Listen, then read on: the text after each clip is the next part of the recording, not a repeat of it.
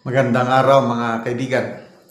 Bigyan natin ng opinion, reaction itong post ni Yonoya tungkol ito sa pahayag ni Senator-elect Ping Lacson na gigibain niya na o ipapatigil niya ang ayuda. Mas mabuti, itong post mas mabuti ibalik ang pundo sa healthcare services dahil sa hirap ng buhay ngayon ang mahal magkasakit. Aray ko talaga sa mga bills. Okay. So ito, Tupad, AKAP at AIX no more. Lacson gigibain ang Padrino base na ayuda. Para kay Lacson, ang ayuda ay para sa mga tunay na nangangailangan, hindi sa mga may koneksyon sa taas. Panahon na para tapusin ang pamumulitika sa pundo ng bayan. Wow! Sana naman magkakatotoo ito dahil nasasayang ang pundo ng bayan, pera nating lahat yan. Ang nabibigyan, karamihan may kaya. Maraming naghihirap nating kababayan na nangangailangan ng ayuda. Sample, yung 4Ps. Napatunayan na yan na although may mga konting depekto, kailang over the years na improve ang 4Ps. Ngayon, naisa kabatas na, tuloy-tuloy, kailangan talaga nila yung poorest of the poor, mabigyan ng ayuda. Ang nangyari dito sa Tupad, AIX, AKAP, Padrino nga, kung sino yung may kakilalang politiko, sila lang nabibigyan. Anong klaseng, kaya sana magkakatotoo ito. Magbasa lang ko sa mga comments May nabasa akong comment kanina na napatunayan niya mismo Siya mismo pumunta. Nagtatanong kung may politikong endorsement. Wala. Hanggang wala siyang nakuha dahil walang endorsement ng politiko. Yun na po ang nangyari. Sayo, Rosiento Curly. Malaking bagay sana ang ayuda lalo sa mga kababayan nating kapos talaga. Yes. Pero dahil sa Padrino na bahiran ng dungis ang maganda sanang proyekto. Hindi nyo tinulungan yung mga taong hindi dapat sinama sa ayuda. Bagkus tinuruan nyo silang maging tamad. Yes! Wala Kaya ito yung tinatawag na predatory governance. Ano itong predatory governance? Itong mga nakapwesto, sinasadya nila na maging mahirap palagi ang nasa baba para makontrol nila. Wala silang hangarin na aangat ang buhay ng mamamayang Pilipino kasi mawawala sila sa poder kung makapag-aral na, makapag-isip na, magiging well-informed voters, mawawala sila. Gusto nila pobre palagi ang Pilipino. Yan ang nangyayari ngayon, predatory governance. Okay, saan na yung nabasa ko na ito, AGPS. Legit itong Padrino.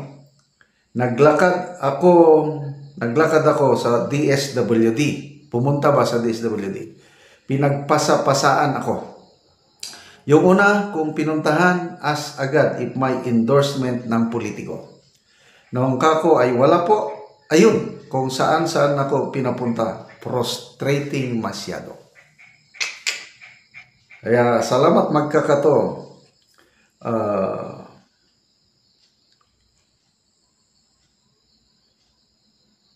Alan Dumaging, tama lang tanggalin yan. Umasa na lang sa ayaw nang magtrabaho.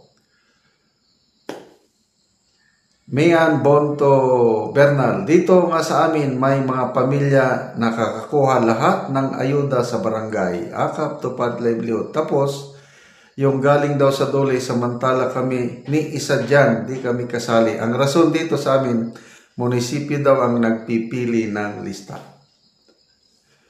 May Bernal. Kaya tama lang na alisin niyang tupad at akap. Yan nga ang purpose. Sabi, para sa mahirap, di rin kami dyan kasali. Okay. Sa tripong talaandig na tinutulungan natin ng Bukidnon, ang daming mahirap dito. Mayroong napapasama, kailang kakaunti. Sana madagdagan. Kailang paano madagdagan? Itong 2025 budget, binawasan nila ng 50 billion. Binawasan. Ang inuna yung akap. Para kanino yung akap? Para sa mga kakilala ng politiko. Kaya, punta tayo kay Senator-elect Ping Lacson.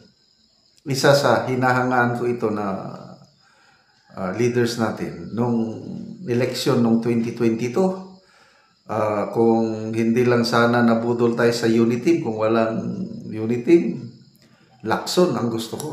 May prinsipyo si Lacson. Itong 2025 na eleksyon, kung hindi lang siya sumama sa alyansa, naging independent siya, baka gusto ko siyang botohan. Kaya ito, yung sinasabi niya na panahon na para gibain ang padrino base na ayuda, palagay ko may pag-asa ito kasi very meticulous ito sa nung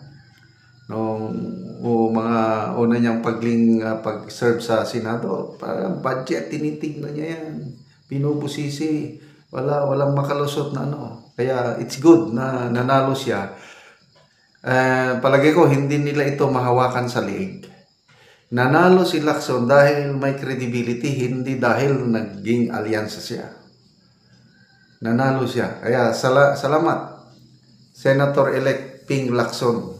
Ituloy nyo po yung magandang nasimulan nyo, yung serbisyo nyo sa taong bayan, at isa na ito, malaking tulong na mapahinto nyo itong padrino base ayuda yung ginamit sa pamumulitika. Sana mawala na yung ayuda na yan pagdating ng 2028 na eleksyon, dahil nasasayang lang ang pera ng taong bayan at nagiging tamad ang ating mga kababayan dahil naghihintay na lang ng ayuda.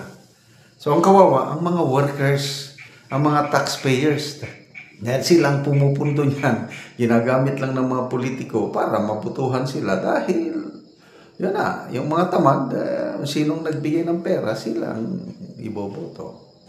So, salute to Senator-elect Ping Lacson. Okay, salamat mga kaibigan sa inyong pagsubaybay sa ating channel. Nakakatulong kayo ng malaki sa tribong Talandig. Sweldo natin is pantulong sa tribo. Namimigay tayo ngayon ng livelihood assistance.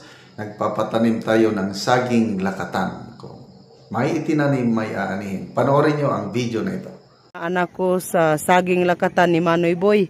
Og mo ni ang una niyang tanom nga saging lakatan. Og ako silang bisita.